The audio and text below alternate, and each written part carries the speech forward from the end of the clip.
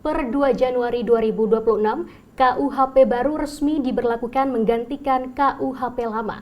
Kementerian Hukum mengatakan hal ini berarti ada penyesuaian hukum dan sanksi baru. Namun ramai di masyarakat justru menyebutnya sebagai pembatasan kebebasan berekspresi.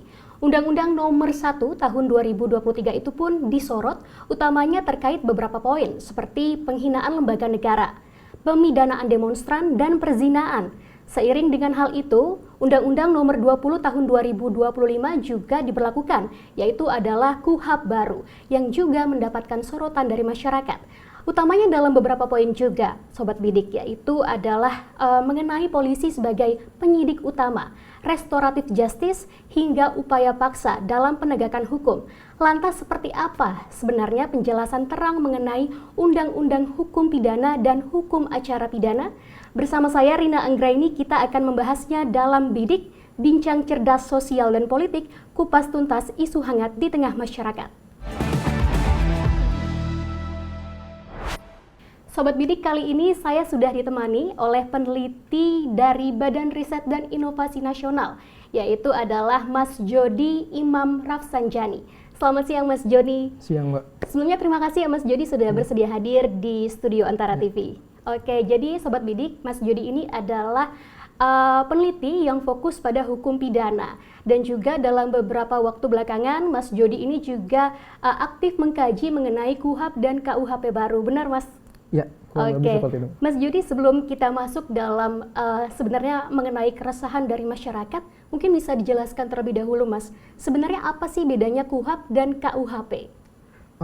Terkait perbedaan bahwa KUHP itu mengatur soal pidana material begitu ya. Kemudian KUHP ini mengatur soal pidana formil. Jadi pidana formil itu berkaitan dengan bagaimana prosedur penyidikan, penyelidikan, bahkan hingga persidangan, bahkan hingga nanti ketika ada putusan dan proses pemidanaan begitu. Oke. Dari semenjak KUHP dan juga KUHP ini dibuat, disahkan, diterbitkan, dan hingga diimplementasi, ini kan banyak menimbulkan ramai-ramai dibicarakan begitu ya Mas. Sebenarnya Mas Jody melihatnya kenapa sih hal ini bisa banyak dibicarakan dan juga menimbulkan keresahan di masyarakat? Terkait dengan itu, kalau boleh diibaratkan mungkin ya, itu seperti mobil EV dan bensin begitu ya Mbak. Banyak masyarakat ini kan meragukan EV itu dapat bertahan lama gitu, bahaya atau enggak. Nah, KUHP baru dan KUHP baru pun hal yang demikian begitu. Jadi kekhawatiran itu menurut saya sangat wajar muncul begitu, di mana masyarakat ini mungkin perspektifnya berpikir bahwa ketika adanya KUHP baru atau KUHP baru ini, perspektif mereka itu hanya bagaimana cara menghukum orang gitu. Padahal hadirnya KUHP baru ini sebetulnya untuk melindungi harkat dan martabat masyarakat itu sendiri begitu Mbak. Kalau boleh saya ingatkan, pembahasan soal KUHP baru ini kan dimulai sejak tahun 1968 begitu. Latar belakangnya kenapa sih negara ini butuh KUHP baru? Karena kan bayangkan sejak 1918 KUHP ini kan sudah diterapkan begitu. Dulu namanya ketika masa kolonial itu namanya Wetboek van Strafrecht. Nah, bayangkan selama puluhan tahun pidana material kita tidak mendapatkan perubahan begitu. Dengan adanya KUHP baru ini merupakan cerminan bagi bangsa Indonesia dapat berdiri di kakinya sendiri karena mempunyai pidana material yang bersumber dari bisa dibilang kearifan lokal, bersumber dari Pancasila. Jadi secara praktis pun menurut saya adanya KUHP dan KUHP baru ini dapat menjadikan hukum pidana di Indonesia ini semakin lebih baik lagi Mbak. Oke, artinya juga KUHP dan KUHP baru ini bisa jadi cerminan ya dari bangsa kita sendiri gitu ya Mas. Lepas dari nilai-nilai Belanda mungkin? Iya, bisa dibilang seperti itu Mbak, karena bayangkan jika tidak ada perubahan KUHP ini, di KUHP yang lama kan tidak mengenal tindak pidana cyber, tidak mengenal juga tindak pidana antar negara, tidak mengenal tindak pidana korporasi begitu. Nah, dengan adanya KUHP baru ini kan menimbulkan satu kepastian hukum yang lebih baik lagi. Oke. Mas Jody, kalau misalnya kita masuk ke pasal-pasal yang jadi sorotan, Mas, di pasal 218 mengenai penyerangan harkat dan martabat presiden dan wakil presiden, ancaman penjaranya hingga 3 tahun, dan juga di pasal 240 penghinaan terhadap lembaga negara atau pemerintahan, ancaman penjaranya 1,5 tahun maksimal. Setidaknya 2 pasal ini dianggap sebagai anti kritik begitu, Mas. Bagaimana Mas Jody memandang dari pasal-pasal ini? Terkait dengan pasal penghinaan presiden, wakil presiden, kemudian pasal perendahan martabat dari institusi negara ya. Jadi menurut saya yang jadi perdebatan itu malah bukan soal cara melindungi dari lembaga negara tersebut begitu. Yang jadi perdebatan justru menurut saya ini tentang 2 hal. Yang pertama, bagaimana kritik itu disampaikan secara baik, secara sah gitu. Yang kedua, bagaimana suatu tindakan ini dikategorikan sebagai penghinaan begitu. Kalau di tradisi demokrasi sebetulnya suatu kritik itu kan hal yang wajar gitu, Mbak. Cuma memang di sini yang harus ditekankan itu ya bagaimana nantinya pasal-pasal ini gitu dapat ditafsirkan, dapat dilaksanakan oleh aparat penegak hukum gitu ya sesuai dengan tujuannya, yaitu menjaga harkat, martabat, kehormatan dari presiden, wakil presiden maupun institusi negara. Lalu sebenarnya juga di pasal 218 ini juga deliknya absolut ya, Mas. Jadi hanya bisa dipidana jika yang melaporkan adalah presiden dan wakil presiden langsung, ya benar ya begitu ya? Sorry saya koreksi, itu namanya delik aduan. Delik aduan, Yeah. oke.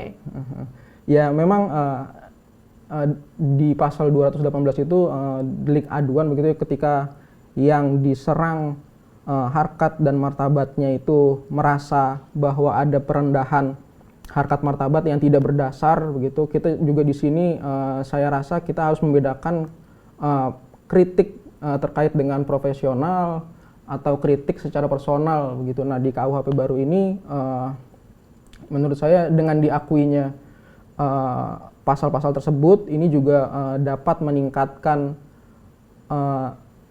harkat martabat dari institusi negara begitu, Mbak, dan pada akhirnya bertujuan ini untuk meningkatkan kepercayaan publik terhadap presiden, wakil presiden, dan institusi negara. Nah, agar supaya tidak bias, Mas, sebenarnya apa sih bedanya kritik dan juga hinaan? Sebenarnya barrier pastinya tuh apa sih, Mas? Memang banyak dibahas ya, Mbak, soal kritik dan hinaan ini. Yang pasti itu menurut saya ketika kritik ini disampaikan secara sah ini harus berkaitan dengan misal mengomentari suatu kebijakan pemerintahan begitu, Mbak. Kemudian kritik ini yang sah menurut saya jika dilaksanakan dalam kondisi mengawasi demokrasi. Menurut saya kritik itu seperti itu. Sementara hinaan ini kan menyampaikan sesuatu hal begitu yang substansinya tidak berdasar gitu, yang tujuannya itu hanya untuk merendahkan suatu pribadi atau suatu institusi. Nah, perbedaannya kurang lebih seperti itu sih, Mbak. Oke. Oh ya, Mas, saya juga ingin menanyakan terkait dengan pasal 24 itu yang mengenai penghinaan terkait dengan lembaga negara. Nah, salah satu yang menjadi pembicaraan di dunia maya juga kan masyarakat menyebutnya lembaga negara itu kan benda mati ya, tidak bisa tersinggung. Nah, Mas Jody menjelaskannya seperti apa nih? Terkait dengan hal tersebut mungkin ya yang menjadi problem di sini di mana lembaga negara ini kan terkait dengan simbol dari orang yang menjadi pimpinan begitu, Mbak, yang mungkin yang dikhawatirkan itu ketika pimpinan dari lembaga negara ini secara pribadi gitu harkat dan kehormatannya itu direndahkan, mungkin seperti itu sih, Mbak. Oke. Lalu juga sebenarnya KUHP ini sudah disahkan dari 2023 ya, diundangkannya ya, Mas ya? Diundangkan di DPR RI itu tahun 2022 Desember lebih tepatnya. Kemudian ketika 2023 ini mendapatkan nomor undang-undangnya begitu, Mbak, dan sebetulnya KUHP baru ini pun sudah mengalami masa transisi yang lama sejak 2023 Januari gitu kan, sampai kemarin dinyatakan berlaku efektif tanggal 2 Januari 2026 gitu. Di masa transisi ini juga banyak kementerian lembaga yang terlibat begitu menyiapkan peraturan pelaksana dari KUHP baru ini. Oke, Mas Jody, kita break sejenak karena masih ada berbagai pasal yang akan saya tanyakan mengenai penjelasannya kepada Mas Jody. Oke, Sobat Bidik, kita akan jeda sejenak.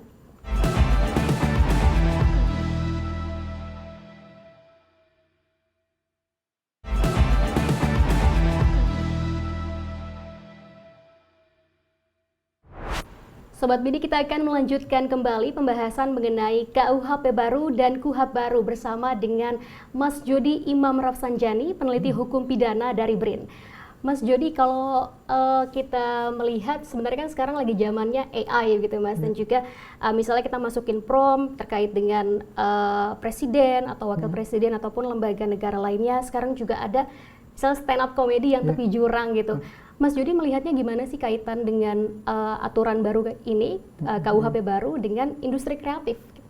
Dengan industri kreatif, memang misalnya dikaitkan dengan pasal penghinaan begitu, jika aparat penegak hukum ini memaknai pasal penghinaan secara kaku, ya memang resikonya sangat besar ya Mbak. Dimana kita kan tidak bisa menjadikan misal suatu kritik sosial disampaikan secara parodi, secara satir, itu kan tidak serta-merta dapat ditarik sebagai tindakan pidana begitu, Mbak. Nah, di sini memang peran aparat penegak hukum dalam menerapkan pasal-pasal itu sangat besar, di mana kan kritik yang disampaikan dengan nada tinggi, dengan bahasa yang tajam, itu kan tidak serta-merta begitu kritik sama dengan tindak pidana begitu. Kita sebagai aparat penegak hukum ini memang mereka harus memahami konteks gitu, apa niatnya dari orang yang menyampaikan penghinaan gitu. Dan di industri kreatif atau dunia kreatif ini memang saya kira batasannya itu cukup abu-abu ya Mbak, karena kasus yang belakangan ini aja ada stand up comedian yang sebetulnya menyampaikan kritiknya begitu kan dianggap oleh sebagian orang itu adalah bagian dari hinaan terhadap misal wakil presiden begitu. Ada nggak sih catatan dari Mas Jody sendiri supaya pasal 218 dan 240 ini tidak menjadi pasal karet begitu Mas? Saya sendiri melihat dua pasal tersebut sebetulnya bukan sebagai pasal karet ya, juga malah menurut saya ini dua pasal tersebut menjamin kepastian hukum begitu, menjamin batasan-batasan mana yang dinyatakan sebagai kritik yang sah maupun hinaan yang tidak berdasar begitu Mbak. Kembali lagi bahwa di negara demokrasi ini kan hal yang umum ketika kita menyampaikan kritik. Nah, malah misalnya di dunia kreatif gitu, kritik ini kan disampaikan secara menyenangkan terhadap orang-orang yang kita tidak bisa secara langsung menyampaikan kritik itu kepada mereka begitu. Nah, dengan misal dengan stand up comedy itu kan dapat disampaikan secara baik begitu Mbak. Oke Mas, kalau misalnya kita kaitkan dengan pasal yang 218 tadi dan juga kasus beberapa hari terakhir kan ada stand up comedian dilaporkan ya karena komedi tepi jurangnya. Berarti artinya jika mengacu dengan KUHP baru ini hanya bisa dilaporkan oleh Wapres itu sendiri ya Mas ya? Harusnya begitu sih ya Mbak. Ketika presiden, wakil presiden atau institusi negara ini merasa tersinggung begitu dan mereka tersinggung karena hal yang tidak berdasar gitu, mereka merasa bahwa serangan ini terlalu personal, saya kira bisa diadukan. Oke. Lalu seingat saya juga pasal tersebut sempat inkonstitusional di MK ya Mas, dan kembali hidup nih sekarang. Menurut saya ketika ada pasal 218 misalnya, itu malah menjamin kepastian konstitusi di situ. Sebagai warga negara kan kita berhak untuk menyampaikan kritiknya begitu Mbak. Jadi sudah sewajarnya sih ketika pasal itu pasal 218 dan 240 itu muncul di KUHP dan malah menurut saya itu menjadi batasan-batasan di mana suatu kritik itu dinyatakan sah gitu. Masih terkait dengan ekspresi kebebasan berpendapat, Mas Jody. Lalu juga ada pasal 256 di mana demonstrasi tanpa pemberitahuan yang mengganggu kepentingan umum ataupun juga menimbulkan keonaran ini bisa dapat ancaman penjara maksimal 6 bulan. Bagaimana Mas Jody memandang pasal ini? Ya, terkait dengan demonstrasi ini kan bahwa demonstrasi itu harus dilaksanakan dengan izin begitu ya Mbak, di dalam konteks bernegara hukum, bahwa demonstrasi yang dilaksanakan dengan izin ini masuk ke dalam instrumen pengelolaan begitu. Nah, di situ bahwa negara ini mempunyai suatu kewajiban untuk menjaga keamanan, kenyamanan begitu dari warga masyarakatnya.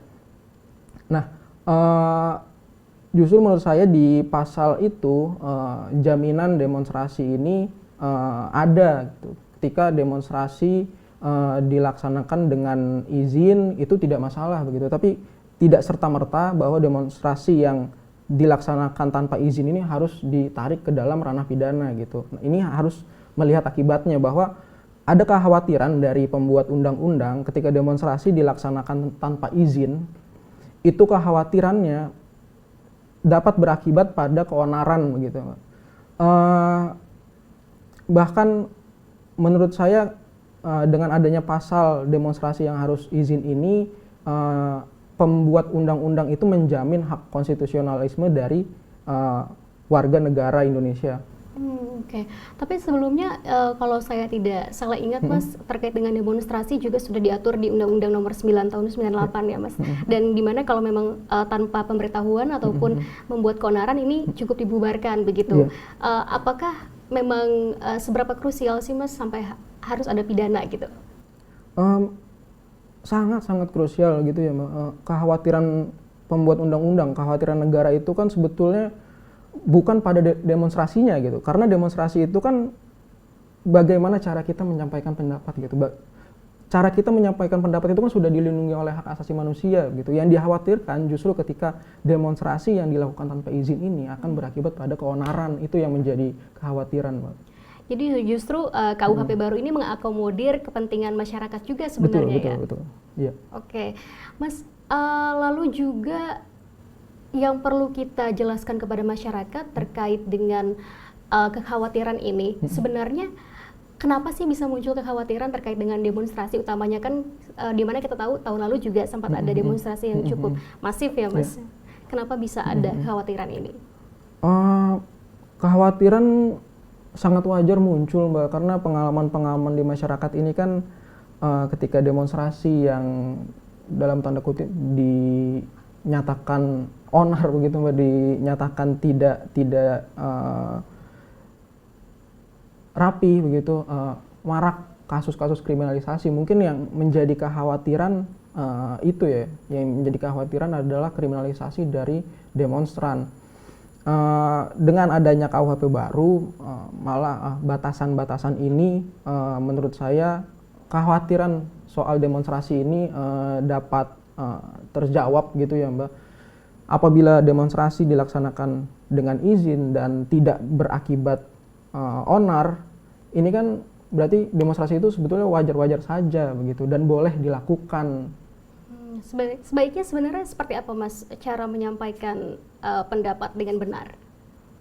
Seperti yang dilaksanakan para demonstran ketika demo-demo di misal demo tentang UU Cipta Kerja begitu kan, ketika demo itu dilaksanakan tidak berakhir ricuh, ya itu menurut saya sih ya tidak masalah begitu ya Mbak. Namun ketika yang berbahaya itu kan ketika demo tidak dilandaskan pada izin begitu, berarti kan tidak ada mekanisme kontrol dari negara begitu kan, ketika tidak ada izin dan berakhir onar dan ricuh, itu yang dikhawatirkan sih Mbak. Yang tidak boleh tuh hal yang seperti itu, dan wajar jika itu diancam dengan ancaman pidana. Oke, karena sudah mengganggu ketertiban umum Iya. gitu ya Mas. Oke, ada pasal lain Mas yang juga banyak dibahas oleh masyarakat, yaitu pasal 411 tentang perzinahan dan juga pasal 412 tentang kohabitasi atau hidup bersama. Bagaimana Mas Jody memandang pasal ini? Karena banyak menimbulkan perdebatan juga nih di Iya, media iya, iya. sosial. Masyarakat mungkin memandang pasal tentang perzinahan, tentang kumpul kebo begitu ya Mbak. Mungkin mereka memandang sebagai negara ini terlalu ikut campur ke dalam urusan privatnya begitu ya. Tapi kalau kita boleh adil bahwa pasal-pasal tersebut pun batasannya sangat ketat gitu, itu kan harus diadukan oleh orang yang merasa tercoreng juga begitu, jadi tidak seenaknya begitu siapapun dapat mengadukan tentang pasal perzinahan atau pasal kumpul kebo itu. Yang menjadi catatan di sini bahwa pasal tersebut muncul kan karena nilai-nilai di bangsa Indonesia ini. Justru pasal tersebut muncul untuk mengakui nilai-nilai dari Pancasila begitu yang sebetulnya sebelumnya itu kan memang sudah diatur gitu, namun terdapat sedikit perubahan gitu, di KUHP baru. Nah itu apa sih Mas yang berbeda dari segi analisis hukumnya dari KUHP baru dengan KUHP yang lama? Terkait perbedaan sebenarnya Menteri Hukum pernah menjelaskan sih ya, itu tidak mengalami perbedaan yang signifikan antara KUHP baru dan KUHP lama tentang pasal perzinahan ini atau pasal kumpul kebo. Mungkin di KUHP baru ini yang lebih dijelaskan itu adalah soal pengetatan regulasinya, siapa yang bisa mengadukan begitu, dan ancamannya juga. Saya lihat ancamannya juga tidak terlalu tinggi ya, sekitar 1 tahun atau 6 bulan begitu. Itu termasuk tindak pidana ringan ya berarti Mas? Bisa dibilang begitu, tapi ketika suatu tindak pidana ini dikategorikan sebagai tindak pidana ringan kan masih ada assessment lagi. Oke. Mas, masih terkait dengan KUHP yang baru juga dicantumkan terkait dengan pidana kerja sosial. Yeah. Ini kan pidana kerja sosial juga masuk dalam kajiannya Mas Jody ya. Ini bagaimana sih secara khusus Mas Jody menilai dengan adanya dimasukkannya pidana kerja sosial ini dan kaitannya dengan over capacity di lapas gitu? Ya, memang pidana kerja sosial ini suatu inovasi ya dari KUHP baru ini, karena sebelumnya kita kan KUHP kita ini terlalu berbau represif gitu. Apapun itu tindak pidananya gitu, hukumannya penjara. Jadi sangat mudah memasukkan orang ke dalam penjara gitu. Nah, dengan adanya bentuk pidana baru yang namanya pidana kerja sosial, ini kan para terpidana itu dapat melaksanakan pidananya di luar dari tembok lembaga pemasyarakatan gitu. Jadi harapannya, tujuannya ketika terpidana ini selesai menjalankan pidananya, mereka itu siap untuk kembali ke masyarakat begitu, dengan misalnya dengan mereka menjalankan pidananya dengan pelatihan pekerjaan tertentu gitu yang memang bertujuan untuk hidup mereka nantinya ketika mereka selesai menjalankan pidananya. Lalu bentuknya seperti apa sih Mas? Klasifikasi dari bentuk pidana yang bisa dimasukkan ke dalam tindak pidana kerja sosial seperti apa? Kalau sampai saat ini sebetulnya saya masih belum memastikan, karena bahkan di Kementerian Imigrasi dan Pemasyarakatan pun itu masih menggodok aturan itu begitu. Tapi kalau kita melihat di negara-negara lain bahwa pidana kerja sosial ini dilaksanakan misalnya di rumah ibadah begitu. Mereka melaksanakan mungkin bisa bersih-bersih atau membetulkan rumah ibadah begitu, kurang lebih sih seperti itu Mbak. Oke, kalau dari kajian analisis yang diterima atau dikumpulkan oleh Mas Jody sendiri terkait dengan pidana pekerja sosial, pidana kerja sosial ini, seperti apa efektivitas ke depannya terhadap hukum pidana di Indonesia? Efektivitas dari pemidanaan itu kan sebetulnya sangat bisa kita lihat dari orang yang sudah menjalankan pidana gitu akan melakukan pidananya lagi atau tidak begitu ya. Nah, selama ini kan kita menyebut itu kan residivis begitu Mbak. Cukup banyak persentasinya di lembaga pemasyarakatan. Harapannya sih dengan adanya pidana kerja sosial gitu, mereka selesai mengerjakan pemidanaannya kembali ke masyarakat gitu, mereka siap untuk hidup dalam tanda kutip normal sebelum mereka melakukan kejahatan begitu. Mereka siap bekerja gitu, mereka siap kembali ke keluarganya, mereka siap kembali ke kehidupannya gitu. Dan akhirnya bisa diterima di lingkungan sosialnya kembali begitu ya Mas. Oke, Mas Jody, saya ingin bertanya mengenai KUHAP setelah jeda berikut ya. Oke, Sobat BD, kita akan jeda sejenak dan akan membahas mengenai KUHAP baru.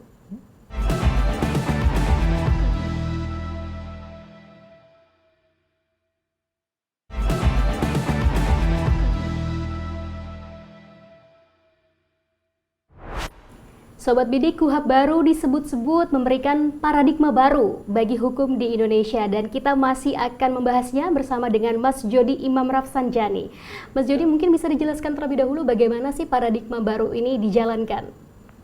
Ya, di KUHAP baru ini ya Mbak ya, misal kita mengenal soal restoratif justice begitu. Sebelumnya ini kan restoratif justice hanya diatur di peraturan-peraturan internal dari sub-sub peradilan pidana begitu. Misal di kejaksaan mereka mengaturnya di Perja, kemudian di Mahkamah Agung mereka mengaturnya di Perma begitu.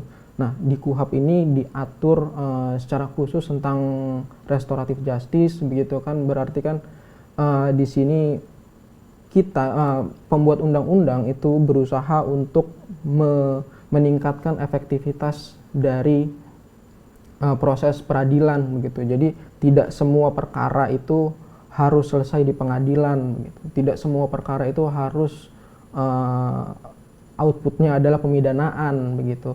Nah, paradigma baru ini menurut saya menjadikan suatu proses peradilan ini semakin singkat begitu. Oke, artinya restoratif justice ini lebih banyak diatur dalam KUHAP baru ini ya Mas ya? Oke, mungkin bisa dijelaskan dulu gak Mas, restoratif justice ini yang bisa dilakukan itu jenis tindak pidana apa sih Mas yang ada diatur dalam KUHAP baru? Terkait restoratif justice ini di KUHAP baru memang nantinya akan ada mungkin bisa dibilang assessment begitu ya dari tingkat penyidikan begitu.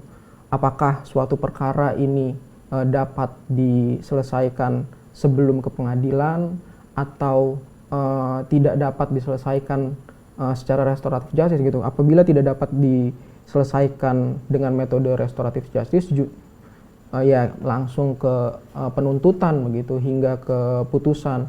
Namun apabila mereka menyatakan dapat diselesaikan secara restoratif justice, ini kan berarti harus memikirkan tentang kondisi korban begitu. Apakah korban ketika perkaranya diselesaikan secara restoratif justice ini lebih baik atau tidak begitu. Nah, tapi kalau misalnya ternyata terdapat pengorbanan hak-hak korban, ya jelas restoratif justice itu tidak dapat dilaksanakan. Selain restoratif justice kan juga ada plea bergen yang ditawarkan dalam KUHAP ini yang dicantumkan. Lalu seperti apa sih konsep dari plea bergen ini yang diatur dalam KUHAP baru? Ya, tentang pengakuan bersalah gitu dari terdakwa yang memang diatur di KUHAP baru ini, ya lagi-lagi saya sampaikan itu sih bertujuan untuk meningkatkan efektivitas dari proses peradilan begitu ya Mbak. Ketika terdakwa gitu dia menyatakan dirinya bersalah tanpa adanya paksaan, gitu, itu harus berimplikasi pada, menurut saya dengan lebih singkatnya proses peradilan terhadap terdakwa tersebut, begitu. Juga harus berimplikasi terhadap masa pidananya yang lebih singkat, begitu, karena dia sudah mengakui bahwa dirinya bersalah, gitu kan.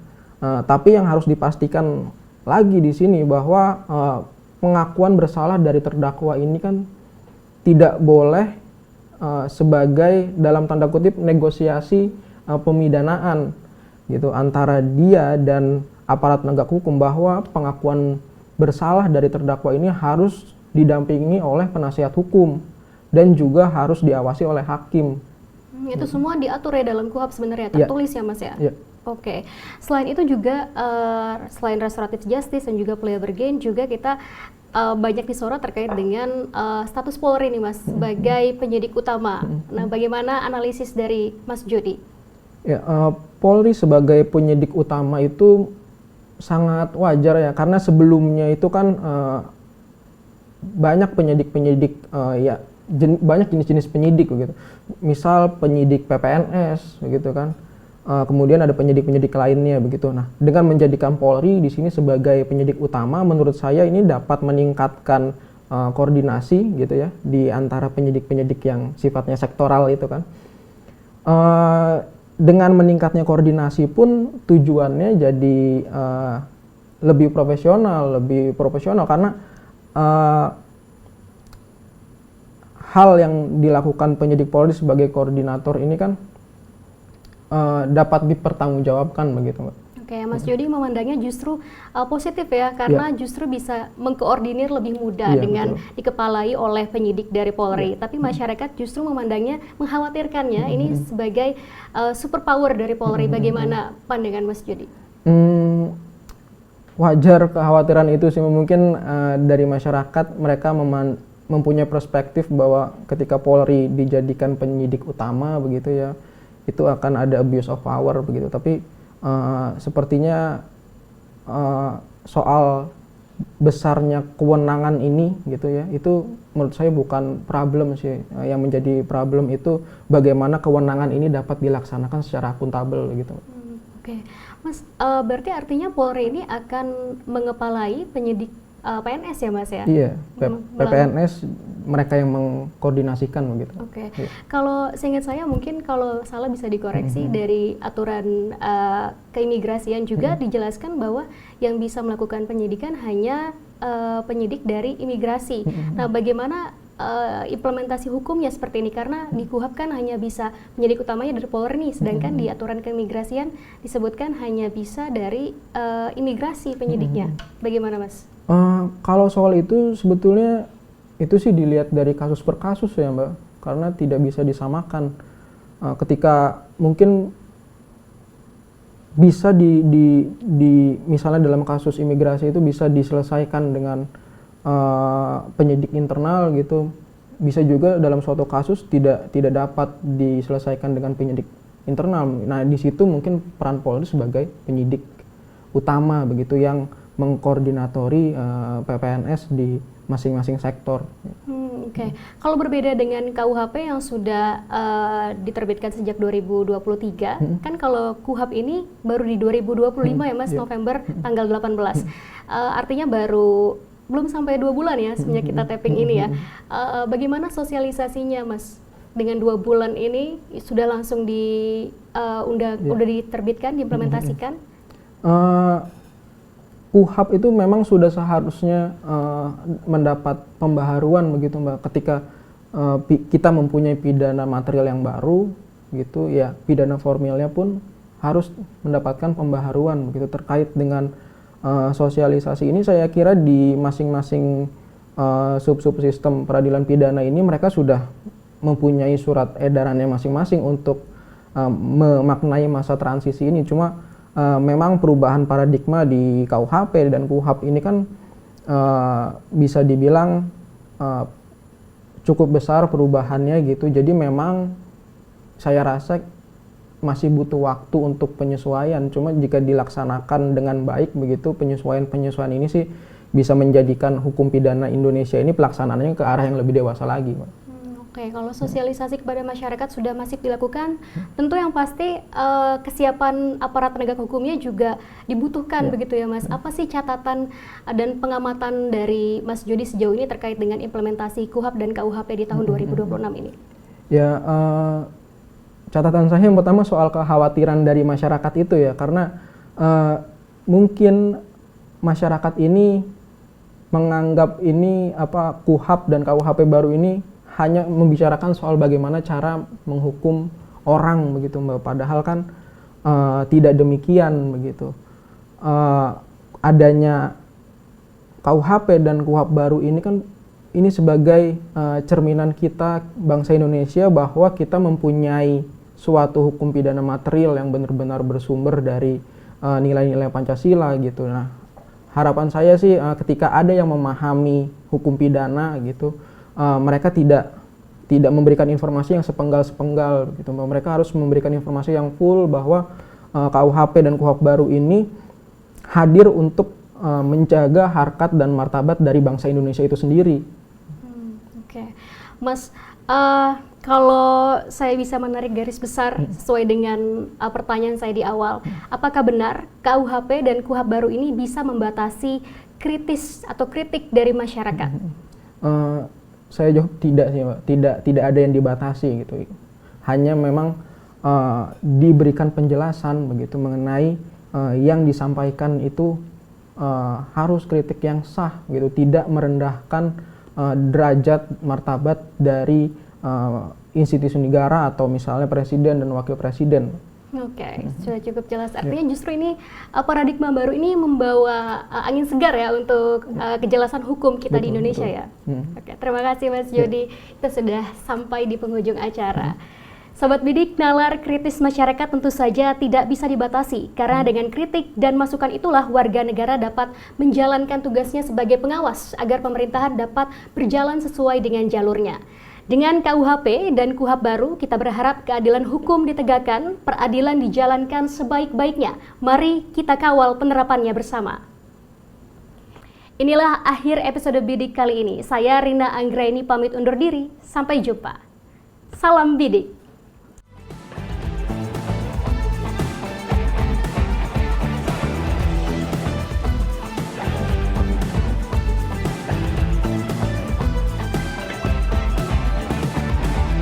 Thank you.